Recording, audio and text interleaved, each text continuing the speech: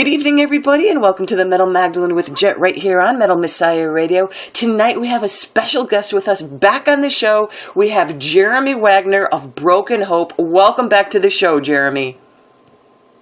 Hey, glad to be back, and thanks for having me back. Now, we've had Jeremy on the show in the past with an in-depth interview as well as a special interview when you acquired Jeff Hanneman's collection. But since we are kind of limited on time and have so much to talk about, let's jump right in with the new release, Mutilated and Assimilated, the band's 7th studio album out June 23rd on Century Media Records. So, Jeremy, right off the bat, what's the current lineup of the band? Hey, well, since we last talked, were we going through a lineup change, do you recall, during our... I'm not sure if Diego was in there yet. Okay, well, we basically had a lineup change around, I'd say it's been 3 years now. Mm-hmm. In 2014, we got Diego Soria from the band Disgorge on bass, and we have Matt Schlatka, formerly of Chimera, on lead guitar. And they joined the band, and right at the right time. We had a European tour that we had coming up. It was our first headline tour of Europe. We toured there a bunch of times, but we never headlined there. So they came in the picture right when we were doing that, and then we did some more festival appearances and whatnot, and some more touring, and started writing the album. So over the last 3 years, the lineup's been really solid. I'd say it's personally for me, the best lineup I've ever had. And when I say that, it's the best lineup. It's really about a few factors that make it the best lineup. One is the level of musicianship has gone up a notch. Diego and Matt really bring exceptional skills and talent into Broken Hope. Diego is like having a death metal version of Cliff Burton in the band. Mm-hmm. Extremely, not just talented, but he's a bass player's bass player. He writes bass lines, like for the new music. He's like doing his own thing, and it works. He does arrangements and all kinds of stuff, and his stage presence is phenomenal. And he really, I don't know, he just always, for some reason, he reminds me of Cliff Burton in a way, and I love Cliff Burton. He's my favorite bass player. So having a guy like that in Broken Hope is really a plus for me. And then Matt Schlatka, I've known Matt for years, actually. He's from Chicagoland, and he's always been just a really sick lead guitarist. And when he came on board in 2014, I learned so much more about him that I didn't know, despite us being friends. Like his, I guess his jazz background. He's an exceptional jazz guitarist. Oh, cool. He brings a different angle or perspective of guitar playing into a death metal band with the way he writes his leads and his phrasing and technique. It's I don't know. It's just remarkable, his skills, and he like comes from another world. I say that a lot because he's like no other musician guitar-wise I've ever played with, and the way he thinks is like the way no one else I know thinks. And anyway, I love that guy, love Diego, and musicianship aside too, we got this camaraderie like we've never had. I keep telling people I have a band of brothers in Broken Hope. I've been doing Broken Hope, Jet, a long time. I know. Like 29 years this year. I started this band as a teenager in high school, and I've had to deal with a lot of different personalities, a lot of headbutting and arguing, and narcissists and egos, and then people just who weren't passionate about death metal too. Aside from the personality problems. You know, if you're in Broken Hope, you should be passionate about death metal, and you should be passionate about your instrument, and you should be passionate about Broken Hope and the legacy we have and the things we do, you know. And that everyone in the band has that, and it's awesome. With the addition of Matt in the band, too, our band is now, like, I don't know, 2.5 guys in the band are Polish. So that's a good thing. We got Damian Leski and Matt Schlatka are 100% Polish. Mike is like half Polish. And interesting thing is Matt and Damian didn't know each other really until Matt came on board into Broken Hope. And they found out they both were born and came from Krakow, Poland. Mm-hmm. And then they both moved here to Chicago when they were very young. And they both grew up in Chicago. Chicago, if I'm not mistaken, has the largest Polish population in all of the United States. Mm-hmm. And but they never, like, I guess, as far as I know, they never knew each other until they came into Broken Hope. But anyway, it's cool because we go to Poland. They talk in Polish to the fans from the stage and all that stuff. And anyway, that's just a side bonus that, you know, we got more Polish guys in the band. Well, it was kind of funny too because you have a Polish guy in your video too. Yeah, right. And our video was directed by a Polish director and an entirely Polish crew, you know. And hell, even in Europe, we always have like a Polish thing going on. Like I don't know what it is. We've toured Poland a few times, and it's fucking always great for us.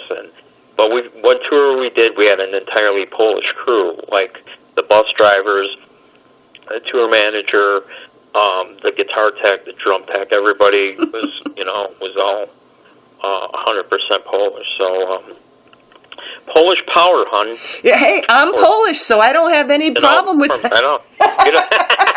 There you go. Well, I salute you.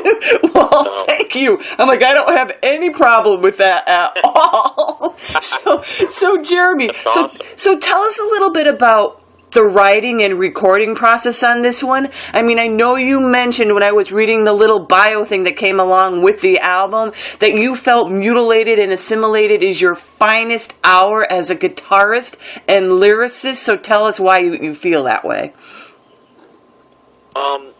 Part of the reason is nothing about the process of writing the album or recording the album was rushed. Mm-hmm. It's been 4 years. Yeah, 4 years since our last album came out, Omen of Disease, and during this time, this 4-year period, we really worked hard. And I say we, everybody in the band, worked really hard on their contributions to the album. Like Damien, I've never seen him work so hard on vocals before. His patterns, his arrangements of the lyrics that I gave him, how he delivered, you know, his vocal style and everything. That guy he worked like a mad scientist on his vocals. He practiced in his car with an iPod to the music. You know, he practiced at home, probably in the shower for all I know. And with the band, or you know, and everything. So he really stepped up his game as a death metal vocalist, and I'm really proud of him, and I'm proud of everybody in the band. And when we wrote the music, like I would write riffs typically in the past. A lot of the music I write usually in a solitary way in my house with a guitar amp and me, and that's it. And I'll write a riff, and then a riff turns into two, and I connect them, and next thing you know, I have a whole song, and then I bring them to Mike. This time, I did a little bit of that same process, but this time I wrote with Mike Michek a little more than I usually did. Him and I in the same room, shutting the door, and then just started blasting out songs. And then the songwriting, like the songs came in a way sort of fast and easy. Mm-hmm. But we took our time really hammering them out to, like they came out quick, they came out easy, but we would hammer away, rearranging riffs, trying to develop the tunes and really, I guess, stepping up our quality control, like making every song a real definitive punch to the face type of song, and every wanted every song to be unique. So in that respect, over these 4 years and having the luxury of this time of writing, we seemed to write quick, but we took our time making the songs the best they could be, if that makes sense. And the same with the recording process. This time, we recorded at my home studio. I did have a full-blown, like, state-of-the-art recording studio in the past. Just like I had a home studio, but didn't have the gear, the console, any of the microphones that I do now. And that's really nice, Jet, because we're not on a clock. We're not paying by the hour, trying to hurry up and get this album out. And believe me, a death metal band's budget is by no means huge. So right. You got to go to a studio. You got to get an album done quick, because you're not going to have a lot of money to get it done. And you got to pay to track, have it engineered. You have to pay, if you hire a producer, you got to pay a producer, and then you got to pay someone to mix and master it. And boom, it's a lot. If you got a small budget, like any indie band too, not just death metal band, but indie bands, small budgets, they go quick and whatnot. And that's one reason I built the studio, was so we could use this great space we already had, the studio space, and have a real, just kick-ass, again, state-of-the-art, top-of-the-line recording studio that we could record in and be very comfy. It was like, just because we rehearse in the studio too, so it's like our second home. So we're already comfy there. And then without being pressured to watch the clock and blast an album out as fast as we can in a studio was really nice. And that actually helped the production be top-notch, and it really helped us even in the studio when I told you about, hammering out the tunes we wrote. We even did some stuff in the studio where we added some things to songs and put a little more color and flavor on some stuff with some recording techniques and things. And it just all really came together as a really enjoyable experience. And I'm talking everything, the writing and the recording. It was very enjoyable, very relaxed, and it made for what I think, when I say it's our finest hour, I really think just because of how hard we worked on the songs, we only used our finest riffs, and we took our time making it the finest production, sonically, that we could. And thanks to our producer and engineer, Scott Creekmore, who tracked this whole album and mixed and mastered it, and who, by the way, built that studio for me. Mm-hmm. Goddamn studio Jedi. He's awesome. Because of Scott's skills, and he's like the only guy we had to pay, you know what I mean? And we didn't have to pay for, again, studio time. So a lot of our money just went into him, and it was but we took our time, and it worked out, and I'm telling you, that's why it's our finest hour. I think we just delivered the best album that in our catalog to date, and I always have to say this in interviews. When I say it's our best album, that's no diss on any previous Broken Hope album. Mm-hmm. Every Broken Hope album, to me, is very special. To me, emotionally, musically, everything. Every album has songs that I love to play and brings me back to certain times and certain past members who aren't here. And but I'm always trying to outdo what I've done before. You know, every band, you sort of cliched would say, "This is the best album we've ever done." You know, and I really do feel that, though. You know, and again, it just goes into all the blood, sweat, tears, and time, and quality control, and everything we did to make this the best we can. And I also say this, Jet, when you put an album out, when it is out, it's out for eternity. It's gone. It's out of your hands, and now it's in the hands of the fans and the world for as long as mankind will be on the earth. So if you're letting that piece of art, that album is art, and when you put it out, I would think you'd want to make it the best it could be for generations to enjoy, you know. So I just take pride in trying to make the best albums possible, and this new one, Mutilated and Assimilated, I stand behind this thing 1,000%, and I speak for the whole band. Everybody in the band is so jacked up and excited about what we've accomplished, and we're all really proud, you know. And it's, I guess, shit, Jet. It's like having a kid, you know. We're proud of our kid. Well, you know, Jeremy, you know, after hearing you say all that, I was just going to say that they're definitely listening to this. First of all, you always progress as a band, I think, from album to album anyways. But with this particular album, there really seems to be a lot of, like, just listening to it, like, positive energy and enthusiasm.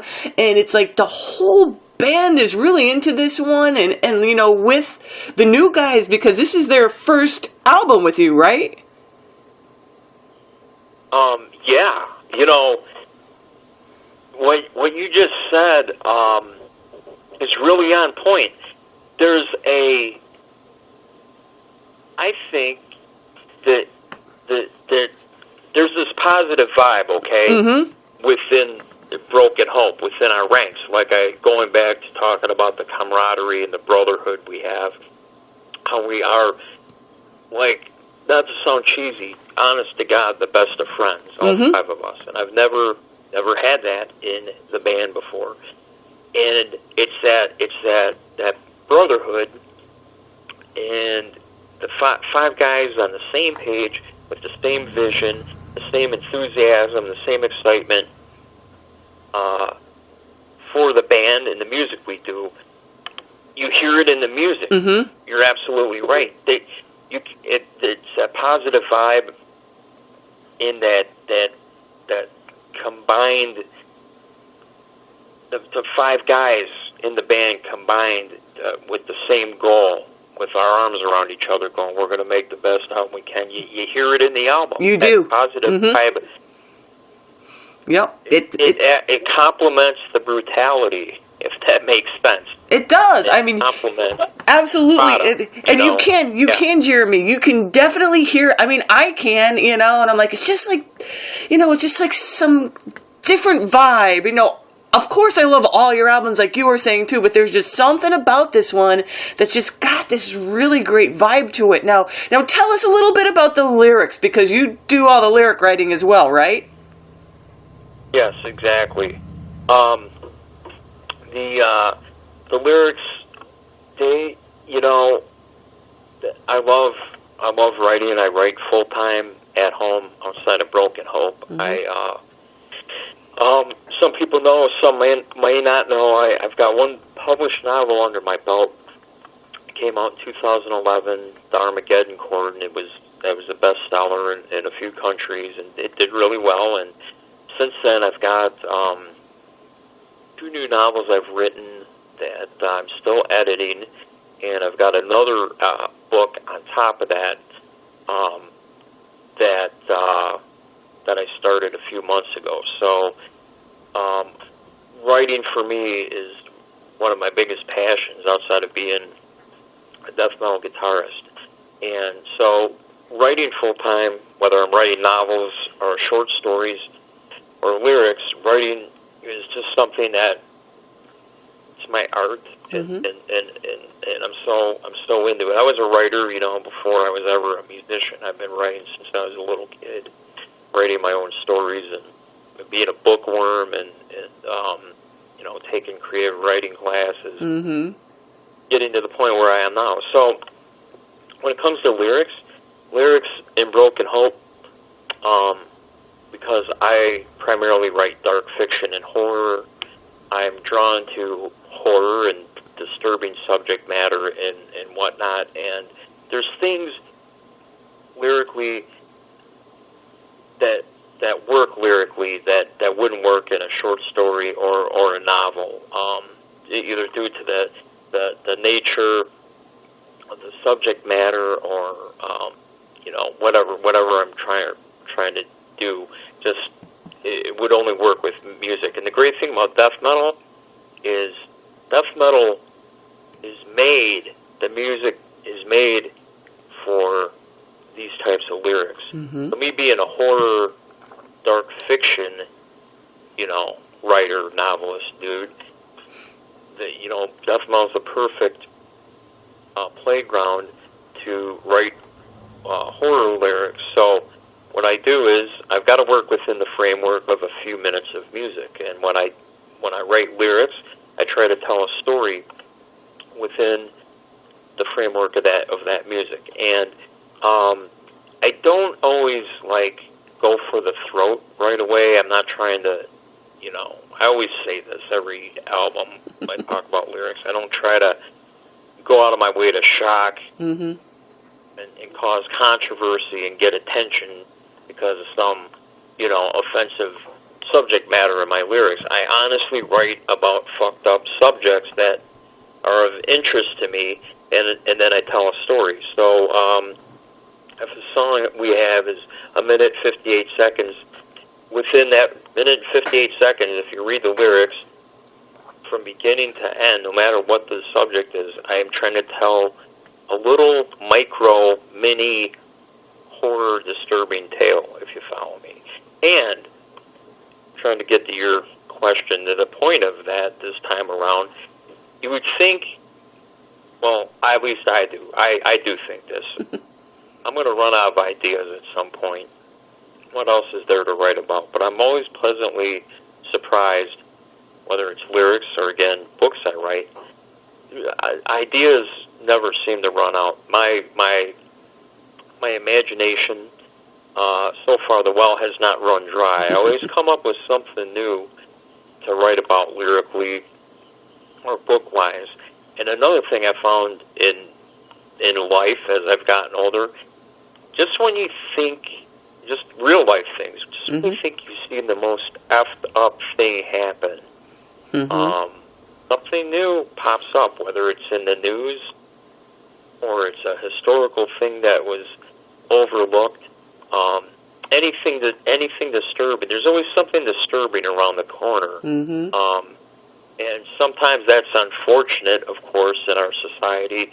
But there's, that's the world we live in, and there's always some effed up thing coming around the corner that sometimes inspires me to give me an idea to write about. Whether I'm actually writing about a serial killer that did something, or some atrocity, or just some little thing that plants a seed that turns into a more crazy idea subject-wise for lyrics and whatnot. So this time around, with all these songs that Mutilated and Assimilated, it's run the gamut of some true things, historical things like the bunker. That's about Adolf Hitler killing himself in the bunker at the end of World War II. I'm a huge World War II buff, so that's something I wrote about. Damian Lesky, he brought a few ideas to my attention, things I didn't know about that.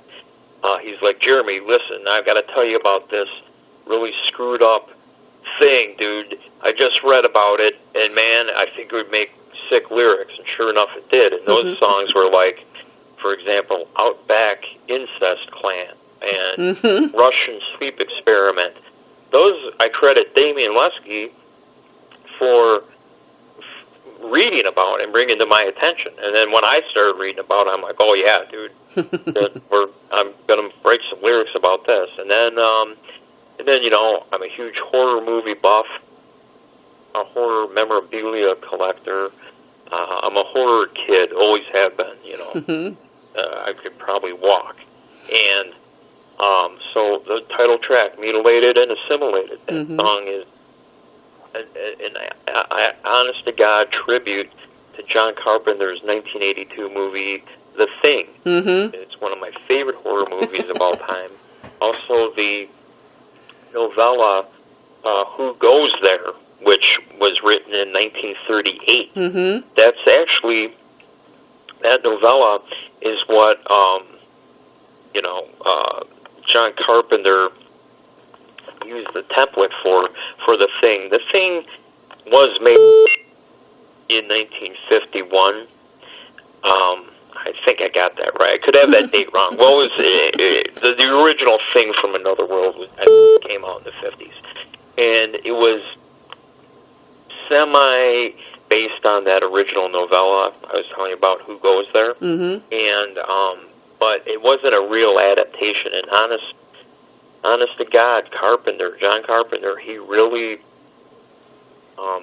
subscribed and adhered to the original novella. Even though it was written in 1938, you would think, how would a story from 38, a sci-fi story, cross over into a 1982 movie? Even with the dialogue and everything, you know, the way it was written in 1938. But Carpenter used actual dialogue from that old story and the setup for the alien creature and the paranoia and the terror from that novella. And a lot of people might not even know that about that novella and the source material there, but I do. So with respect to that novella and respect to the movie, I'd always wanted to write lyrics about it, and I guess the timing was right to do so, and I didn't expect it to be the title track, but the guys in the band, they liked the title of the song so much, Mutilated and Assimilated, they were really adamant that should be the name of the album, and so here we are, you know. So, but anyway, I hope that kind of gives you an idea where I was coming from lyrically, you know, this time around. It's not much different than where I come from lyrically, you know, with previous albums. It's either true life events inspire me to write lyrics, someone brings me an idea like Damian Lesky did, or else it's my own twisted imagination that comes up with this stuff. So Jeremy, so now tell us about Jeff's guitars and how you use them in this album, and if you found, you know, some kind of inspiration when using them in writing and recording this album. Well, when I acquired the Jeff Hanneman guitars, I had vowed and promised that I was going to use them, like either to write with, record with, and just play in general, you know, like to use them. That's something Jeff Hanneman's widow had, you know, asked me to promise to do, because she would say stuff like, Jeff always believed guitars, instruments are meant to be played and not you know, collected in a pile and, you know, put in, you know, storage for someone to get on Storage Wars TV show or some shit, you know, right. Like, use the instruments. That's what they're made for. So, for me, that's a no-brainer. Any guitars in my collection I have, I try to play them all when I can. I've got a bunch of different guitars, and some I can use in Broken Hope, some I can't, but I I try to give them all a little bit of love. So when I acquired all these Jeff Hanneman guitars and some of his gear, it was an easy promise for me to make that, yeah, I'm going to definitely use these guitars. But there was a whole larger mission for me when it came to Jeff Hanneman, and that was carrying on his legacy. And some of these guitars, I'd say all of them, are very special for many reasons, not just because Jeff Hanneman owned them and played them and recorded with them and toured with them, but some are really iconic, and some actually sound really amazing, like through my gear. So, for example, when I started writing my songs for the new album with Mike, I did so exclusively writing with Jeff Hanneman's guitars. And then it turned out where I whittled down 2 specific guitars from the collection that really sounded goddamn amazing. Mm-hmm. And that's, I think, what actually helped some of the songwriting become so easy. The riffs were like flowing, and just because I don't know, it's like the guitar. There's one part, the guitar tone, and that heavy crunch, the Broken Hope guitar tone, just sounded so good to me that it's fun to play through that tone, and that's how riffs start just coming out of nowhere. But also, and this is like another disclaimer I always say, I don't want to sound crazy, but it's like I was channeling, I think, Hanneman some way, honest to God. I put those guitars on when I was writing with Mike, and when the riffs started just coming out left and right, when him and I were writing songs, there's a couple of songs him and I wrote in one sitting, I'm talking like, 5 minutes, we had a whole song done. Wow. Mike and I, another one, and I don't know, I'm channeling Jeff Hanneman, or just the special scenario of here I am for the first time playing these guitars with my drummer writing Broken Hope music. Maybe that inspired me in some way, and it just felt awesome. So I wrote everything with those guitars, and then I used one specific Jeff Hanneman guitar to record the entire album with. So all the rhythm guitars on the album and the harmonies that you hear, you're hearing Jeff Hanneman custom ESP through Broken Hope guitar rig, and that's the sound, the main guitar sound throughout the whole album. Matt uses Legator guitars, and so he did all the leads. So for the leads, with respect to his comfort level and his own lead sound, frankly, he didn't use any of the Hanneman guitars for leads, but the foundation, the backbone, all the riffing and the harmonies, so a Hanneman guitar through our rig, and it sounds. I think the guitars sound great. The thing is, Jet, with Jeff's guitars as well. I spoke to you, I think, about the Hanneman collection before on your show. Like, I got them, and I didn't get these guitars just to be a guitar collector, because I'm not. I only get my guitars I have are either custom guitars that ESP's made me, older guitars I've had, and then just bunch of different models that I use for screwing around and whatnot. And Jeff Hanneman's guitars, like aesthetically, like the shape, the materials that they're made of, and the pickups are all identical to basically the makeup of my custom ESP Broken Hope guitars that I've used. So like the same body shape, the same EMG pickups, the same wood for the fretboard, on and on. They're almost identical. So to that end, these are guitars that fit me naturally because I'm used to them, that body style. And frankly, if it wasn't using Jeff's guitars on the album and one of my guitars, then we'd probably have the same guitar tone, so I use the same pickups. But anyway, so the point of telling you all that is having Jeff's guitars were a natural fit for me as a guitar player.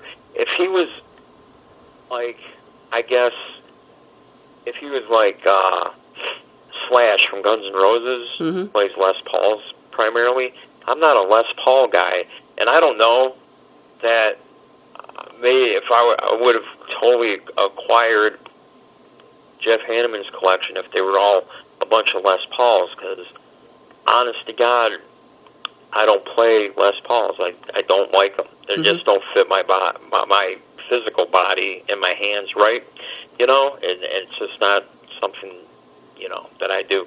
But the fact that Jeff's guitars were pretty much like my Broken Hope guitars, that's one thing. But also, you know, the guy's one of the reasons I became an extreme metal guitarist. He had a huge influence on me. He wrote all my favorite Slayer songs. He wrote so many of the lyrics to Slayer songs. He inspired me as a teenager when I was forming Broken Hope. Like, wow, man, Hanneman actually writes these badass lyrics, and I love writing. I could write lyrics for Broken Hope and music, and so Jeff's, you know, a hero and an inspiration of mine because of that. So there's all these factors of, you know, going into me acquiring stuff, but also my promise to not only use these guitars, but like this mission statement I keep telling people about, which is to keep Jeff Hanneman's legacy alive the best I can. And in doing so, the first thing I've done to keep his spirit alive is I use these guitars to write this great new Broken Hope album with, and then we use this guitar of Jeff's to record with. And we've woven in Jeff's spirit into our music and into this album. And I think that's one hell of a great step to, you know, carrying on his legacy. Just doing that alone, and, you know, wherever he is, if he's in a better place and he can see this, I hope he's proud, you know, because we really respect Jeff Hanneman, what his contributions have been, and as a guitarist for me, you know, I hold that guy so high up, you know, so I never want to do anything that would, you know, dishonor him or, you know, just do anything that would go against, you know, what I believe in my heart to do. So anyway, that's really how the whole Hanneman thing came together, and why we did what we did on this album. And you know what? Let's face it, we used Jeff Hanneman's instruments on a Broken Hope album. It's a very unique situation. Something like this might not ever happen with any band, would have ever happened with any band, and let's just face it, it's pretty fucking cool. It is. It is. It absolutely is, you know? And I'm going to assume that you're probably not going to bring any of those guitars when you do your live shows. Well, I have been asked about that many times since I've been doing press for the album. I told you, like talking to you today, I've been doing press for days, and I have been asked about using them live, and this is relevant to, again, my promise to use these instruments and that mission statement I told you about, to honor Jeff Hanneman's legacy and to carry it on. And one of the you know, the first steps of writing and recording with his guitars, that's one thing. Playing these guitars live, that's another way I think, honoring Jeff and keeping that promise and injecting a new lease on life for these instruments. Period. And what I want to do, Chad, I do want to use one or two of them live. Two of the guitars I have are super iconic Hanneman guitars. It's super iconic just in the realm of thrash metal.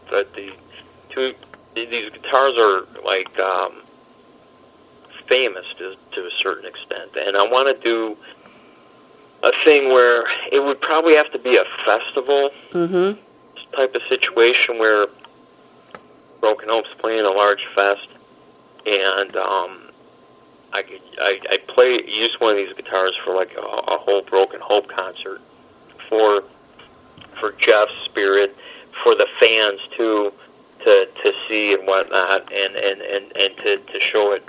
And when I say a festival would be great because there's a lot more people that see and appreciate this guitar. It'd be a cool experience for everybody, and we're kind of in and out of the show. We fly in, do the show, fly out. Being on tour, that's the only thing I don't think I could do with bringing these guitars on the road. Right. So insane about preservation of these guitars. Like, for example, despite the fact that I've played these guitars and use them to write and record with, one thing I handle them so carefully. Like, all I've done is change the strings on them, and because I'm so nuts about that preservation. Like, I still have, like, there's still Jeff Hanneman's little things, like little sticker things he put on his guitars, and little, like, even note things he on the back of a guitar, his sweat stains and fake blood droplets from, like, when they did the Rain of Blood, anniversary tours, and had the blood rain down on them and shit. Like, that stuff is still on these instruments. His fingerprints are on there. So, this is a weird statement. I want to retain that Hanneman DNA. No, I understand. Really do. I want to, so I handle them, handle them with care. So that said, so like on a tour, I would just be worried of guitars being bounced around a lot for weeks on end, playing a bunch of different clubs. I mean, we're Broken Hope. It's not like we're playing the nicest venues in the world. We play small clubs and usually in bad neighborhoods, and that's the reality of Broken Hope's world. So I wouldn't want anything, God forbid, to ever happen to these instruments. So so that's why the touring part scares me. And believe if there's a way to do it, I could pull it off on tour, I would love to. Definitely like to use these instruments live as much as possible. But right now, the way I'm looking at it is like a festival situation. And the other thing is, despite the fact that I'm really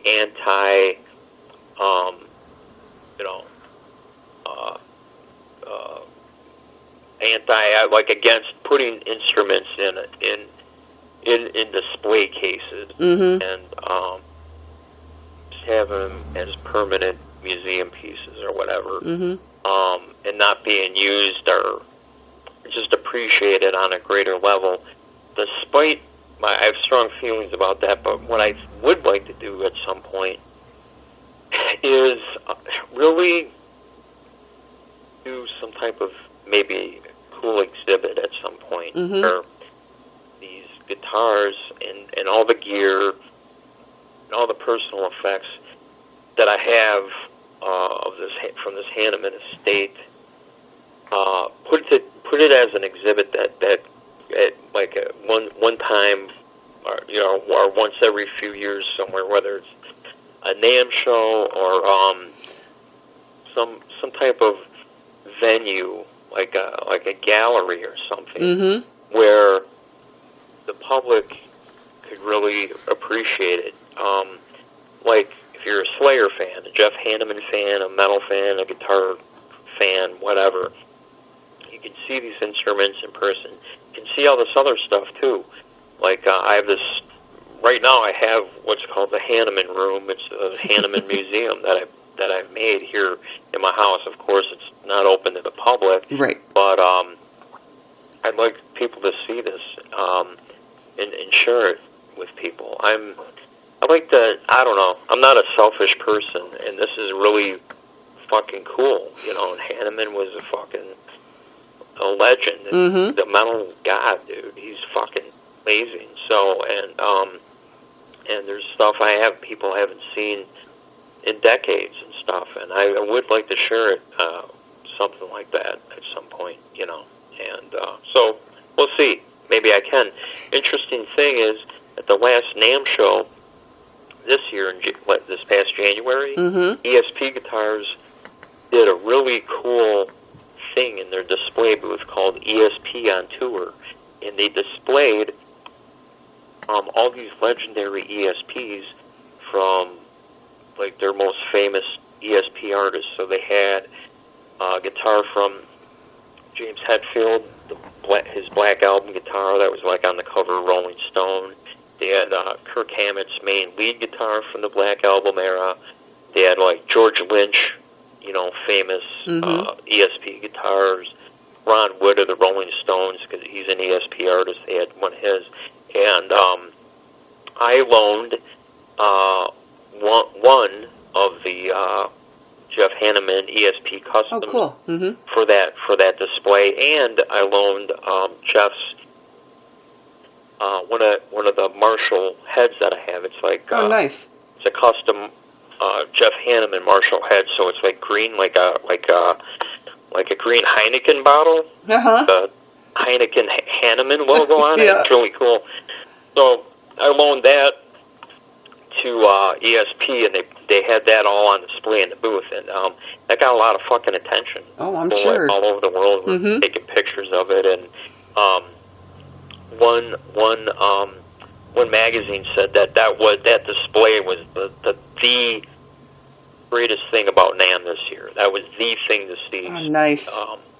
That type of thing. That's what I'm talking about, Jet. They would be great to give back to Slayer fans, our fans, and just people that would fucking appreciate it and do an exhibit like that somewhere. So, again, maybe someday. Maybe I'll, you know, between that and my horror memorabilia, I'll open the Jeremy Wagner Museum of Cool Shit.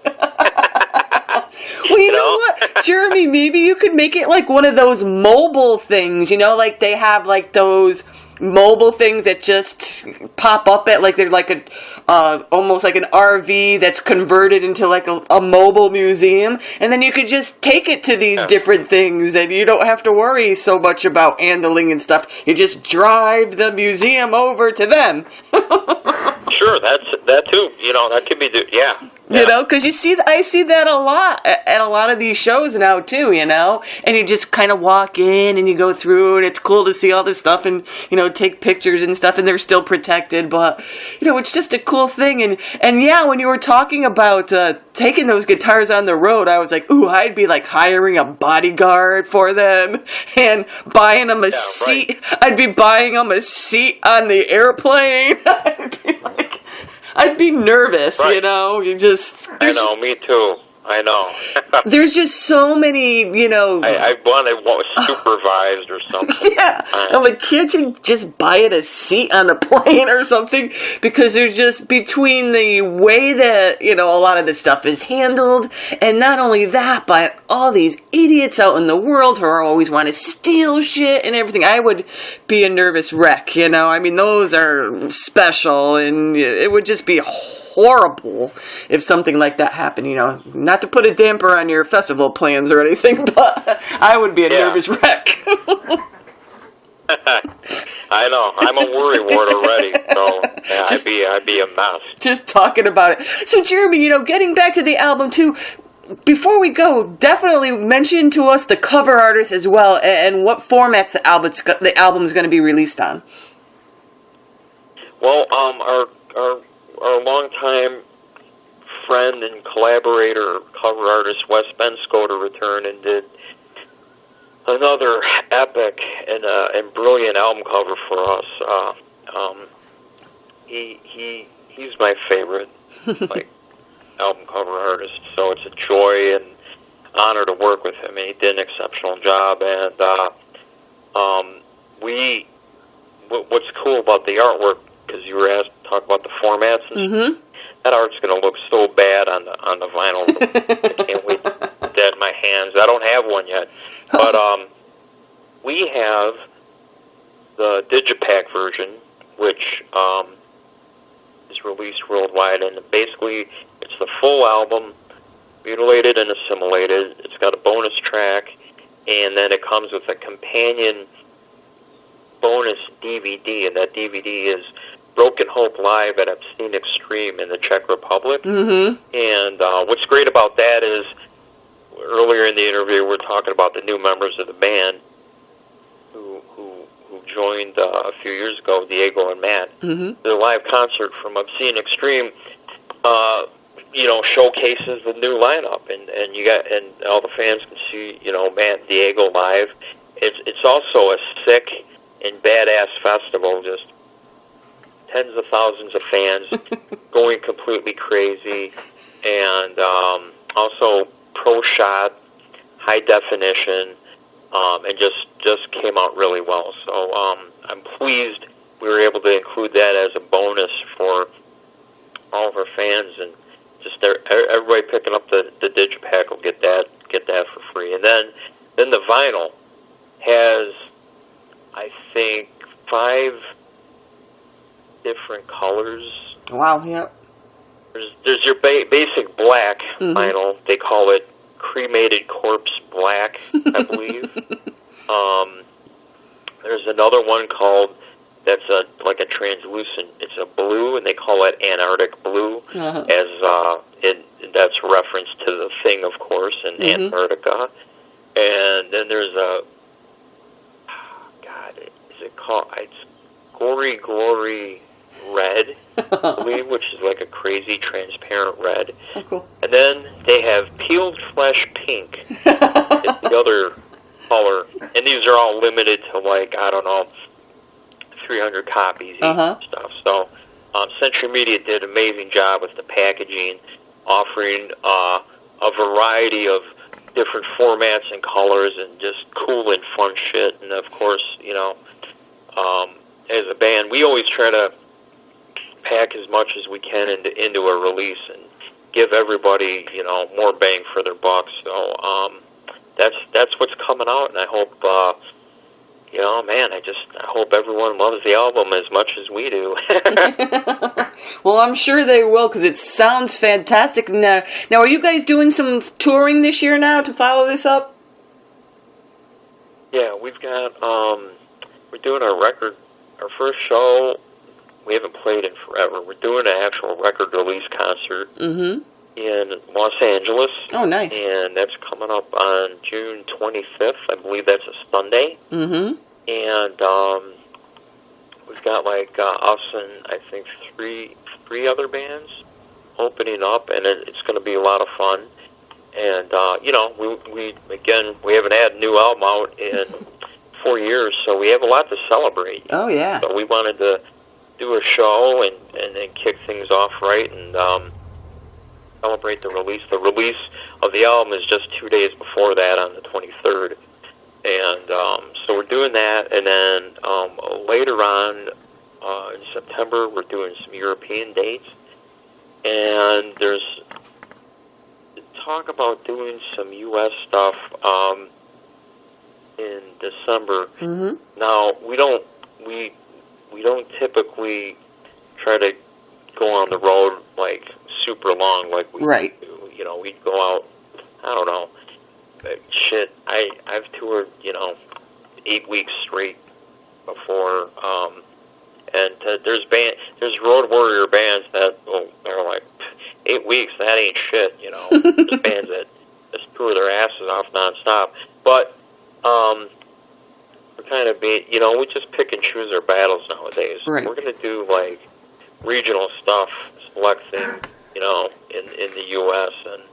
and then go back to Europe again. And there's a lot of countries we haven't played yet, and it's what's nice is we're getting offers for different countries that we've never been to before, different parts of the world that we've never had the pleasure of performing in, and we're hoping 2018 some of these offers start getting confirmed and we actually hit the stage somewhere like Russia or somewhere in South America where fans have been waiting for 25 plus years for Broken Hope to play. So I see us being busy and seeing us do new things, and as always, our fans and our friends come first. So we're